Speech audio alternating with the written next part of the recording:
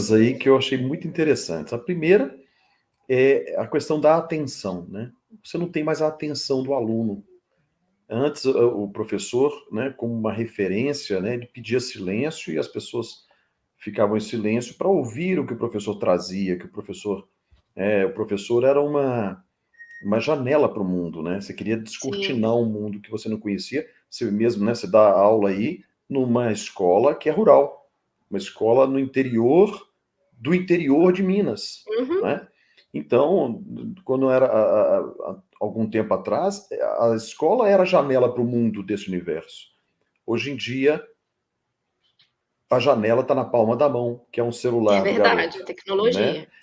E aí, como ganhar a atenção desse garoto? Então, é necessário pensar numa outra estratégia, né? Sim, sim. Mas você falou uma outra coisa, Ana, que eu achei bárbara, que é a escola que escuta. Você precisa criar uma escola que escute. A escola, ela fala muito, né? Ela normalmente pede silêncio para os meninos porque ela tem que falar um monte de coisa, né? Ó, peraí, né? E a escola hoje, ela precisa escutar.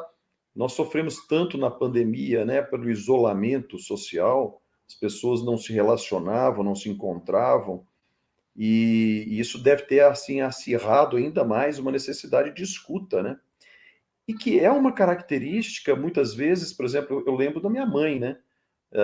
A mãe é aquela que, às vezes, você maduro já, você chega lá e deita no colo dela para ela e começa a conversar com ela e falar as coisas que você precisa falar, né? Que é uma a mãe que escuta, né?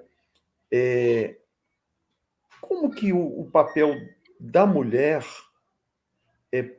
interfere aí? Como que o papel da mulher pode ajudar aí na construção de uma escola que escute? Como é que você vê isso?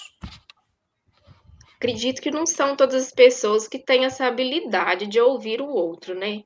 Mas a par tem que exercer, né, a gente tem que exercer isso, não só na escola como em casa.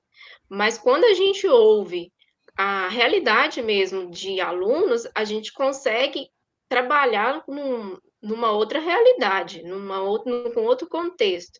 Não adianta eu preciso entender que naquela turma de sexto ano tem alunos de todos os tipos, alunos que sofrem abusos, alunos que trabalham, no outro turno, alunos que só ficam em casa mesmo, né, vamos dizer, são alunos que vão só para a escola, retornam para casa, a gente tem vários tipos. E a gente tem que ter esse tempo sim para ouvir. Muitas pessoas falam: "Ah, eu não sou psicólogo, não sou assistente social", realmente, a gente não tem essa especialidade. Ainda bem que tem outras pessoas que têm essa especialidade e têm a competência de resolver determinados assuntos, mas a gente precisa ser esse ponto para poder levar para os responsáveis, né, para a gestão, o que está acontecendo. A gente precisa ter essa sensibilidade, não só de ouvir, às vezes é um olhar mesmo, triste daquele menino que está sentado ali, que ele pode estar com fome. A gente não sabe, né?